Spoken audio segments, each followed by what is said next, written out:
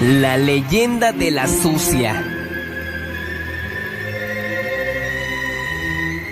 So like I was saying, guys, to the newcomers, or at least to the people who are knowing or getting familiar with NPD, or narcissistic personality disorder, or just narcissism, this is a covert type. This is the quiet ones. These are the sneaky ones. These are the ones that you're not going to expect. These are the ones that you're trusting. These are the ones that you're giving, your house keys to. These are the ones that you're leaving your child with. These are the people that that you trust dearly. Not the loud one that's coming that you can see. At least them. I even don't respect them, but at least them. At least they.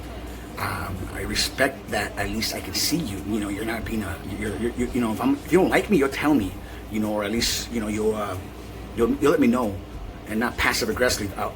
Either way, they'll probably do it as well, but because they flop back and forth, like go over the covert, and at the end of it, they're both down to the core. It's the same shit. They're empty, they're hollow, their inner critic is constantly fucking them up, beating them up, telling them they're worthless, telling them they're a piece of shit, telling them that. So when they're telling each other that all the time, constantly, it overwhelms them. It makes them go, especially for the covert narcissist or the female, they go, it gets an anxiety attack. Like my narc, she had what do you call it? OCD? OCD, when it came to, I think cleaning or something, I don't know how she did. I mentioned before, she groans at night. She makes this weird noise, like, it's just, like I mentioned, it's like, I call it the ambulance, like the siren in the movie. It's like, just like the siren, just like that movie. It's coming out. I'll put a little picture up right now. But, it's weird, so the sooner you can get it through your head that these people are not normal, like, when you see them, it's hard to believe. You'd be like, what the fuck? Like, nah, what this guy's saying is not this person. Like, no way. Believe me when I say this. I was in the same boat as you guys. Like, I was able before to leave her, like, with my friends, and by the way, they will sleep with your friends. Like, I afterwards, as I started unraveling, I started finding out that she had slept with a couple of my friends, actually, or a few of them. And it's, like I said, all this is designed to hurt you, is to make you feel bad and hurt. But if you know who they are and know who these people, that's what they do. They're there to hurt you. They're not that person. So when you're grieving, when you're crying, when you're hurting, if anything, you're crying and hurting for yourself. Like you're hurting because you don't know yourself, and you need some self-soothing. You need to self-love yourself to be able to regulate that, at least.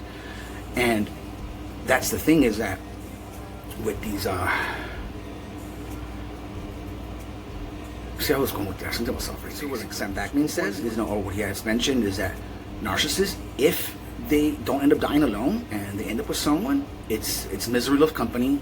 The other person is just as toxic, or it just gave in to the other couple, like just gave in, as I said, like that's just the way it is, son. Just that one or whatever. Just the way it is, buddy. So mom says, like that. If then it's a misery love company type of thing there. But they had, or what they could have had, is the grass greener on the other side than my life is now? Because they're constantly comparing themselves to others, or at least the inner critic in them are constantly beating on them. So that's the biggest difference. Covert just does it more passive aggressively, like more sneaky. So they can just look at their watch. It's a small little screen. It's more incognito. It's it's like Google Power Rangers. Zordon, kind of like that. Just it's very it's sneaky. It's more. It's like I said, it's more sneaky. And you'll notice the fake profiles, because there's never really a person's face. Like meaning an actual profile, like like somebody's profile, like their life. Instead, you'll see more memes, pictures, or characters, or other people's pictures, like meaning as in families of theirs, or and if you notice the pictures, some of them don't even match, like they're not even the same person, like totally different. But that's if you pay close attention, like I mentioned. But So that's one way, guys, is through Facebook, especially through Facebook, but through the social platform. They live off that DM, that direct message. They oh my God, that's what like their bread and butter is at. That's where they derive all that, that's where they get their ecstasy at. Because understand that it is a drug. It's just like a drug. It's a hit. It's like almost like morphine, from what I understand. It's just serotonin and all that. Well, like I said, so like I mentioned, like, so your relationship is always if you have a relationship with them. So what I've noticed is when they meet a sociopath or a psychopath, that's kind of what they want, because like I mentioned, they're the victimas, they're the covert ones, they're the I never do anything wrong. So being with the psychopath or the overt, the crazy one, it's a twofer, it's a double whammy. I mean by that, it's because it plays in two ways. It plays into their victim role with mentality, because people are seeing them get yelled and screamed at and mistreated. So it validates everything. So it's just that much more easier, and they're able to dump all their shit onto them. Like, so it's a crazy dance, you want to call it. But so I hope that makes sense there, or not. But for a covert female and other females, it's a dangerous battle. It's a battle of who's better than who, one-upping. They have to one-up each other. My house is bigger. My man is richer. My man is more donkey-sized than your man, or whatever. And so that's one way. Is like I said, they blame shift. Though I just mentioned a billion things. So let me slow it down and then explain real quick.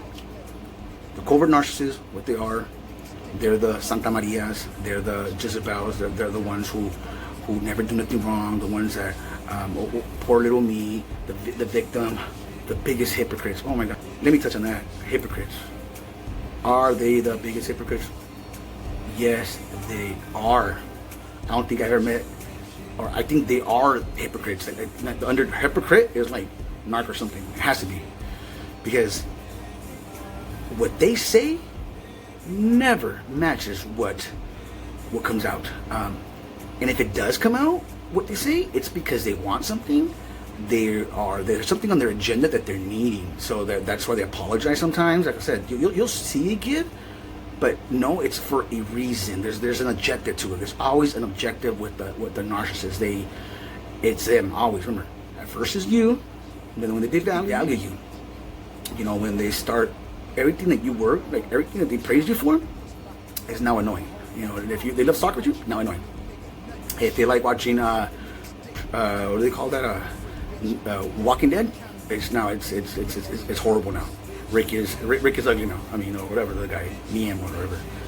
And if you are watching Game of Thrones, well, now Game of Thrones sucks. It's always a problem. So everything you're doing now, and the reason is because they're already comparing you to someone else. They're already they met someone already, and they're starting to they call it somewhat grooming, like, or I call it more the test, because grooming is when they're gonna keep you, and they want to make sure you're the main one. Like, that's the more on the grooming side. But this is more of they're interviewing you. You go through an interview more or less, like, because like I said, when you meet them, they're questioning you, not because they want to know of you because of who you are. It's more or less what can you offer them. So I noticed that as they level up, because that's what they call it, leveling up, is what I mentioned about the monkey branching, is how they're with you only until they find someone better, because they're always, understand, they're always looking, like, every opportunity to get. So yes, to that answer where they asked me before, is do the narcissist cheat? I go, fuck yeah. Like, there's in my mind, at least with my covert narc, no doubt about it, since day one. I think I seen a question on Quora that said, does a narcissist sleep with you and sleep with someone else the next day? And I laugh, because I'm like, dude, they're probably like literally driving to the other guy's house already, just like that, and with my narc, like this is more like, when you understand what they are, there's no doubt in my mind that she has done like been in swinger stuff, because that guy's a straight sociopath, psychopath.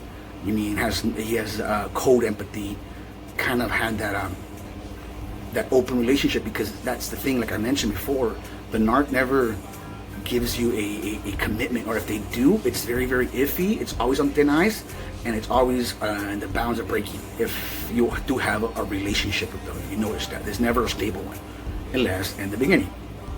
So, like I was going with that, what I was saying was that's my main thing, guys. Let me just touch on that. That could be the end of the video. Is that part? Is ask questions. Ask them. For example, like, why can't we talk to him? Or why can't we come to... Why do you have to stay late for work? Why do you have to stay at mom's? Why can't you come over here?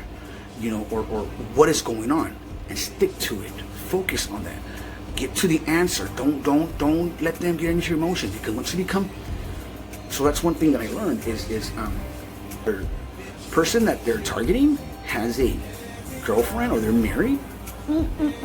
Like they got a cream of the crop.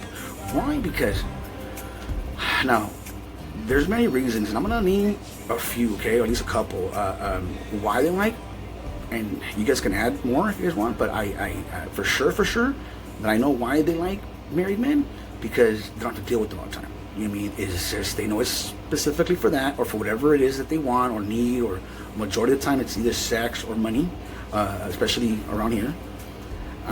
Or status, you know what I mean? Meaning as in if you have a big crowd, or something that's gonna help them achieve what they need to do, then you're in. They also they'll talk about someone else, but that person they're talking about, it's not that person. They're talking about themselves. Like it's them. Like they'll tell you a story of their cousin that robbed or stole something, or their cousin who had a one-night stand, or their friend that when they say that stuff, that's